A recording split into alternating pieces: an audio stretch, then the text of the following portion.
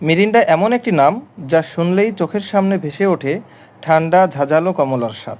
কিন্তু আপনি কি জানেন এই রঙিন কোমল পানীয়টি কিভাবে তৈরি করা হয়? আসুন আজকের ভিডিওতে আমরা জেনে নেই। সর্বপ্রথম তৈরি করা হয় ফ্লেভার সিরাপ। কমলার স্বাদ, মিষ্টি, চিনির মিশ্রণ আর একটুখানি স্ট্রিক অ্যাসিড মিলে তৈরি হয় এই গোপন রেসিপি। এটাই হলো মিরিন্ডার আসল স্বাদের রহস্য। এই সিরাপ মেশানো হয় বিশুদ্ধ পানির সাথে। এরপর আসে কার্বনেশন। পানীয়ের ভেতরে ঢুকিয়ে দেওয়া হয় কার্বন ডাই অক্সাইড গ্যাস, যার ফলে প্রতিটি চুমুকই হয় ফিজি ও সতেজ। সব কিছু মিলে গেলে সেই তরল বোতলে ভরা হয় হাই স্পিড মেশিনে। সেখান থেকে বোতল যায় প্যাকেজিং লাইনে। প্রতিটি বোতলে লাগানো হয় লেবেল। তারপর কার্টনে ভরে পাঠানো হয় বাজারে। আপনার হাতের মিরিন্ডা এমনভাবেই পৌঁছে যায় লক্ষ লক্ষ মানুষের কাছে।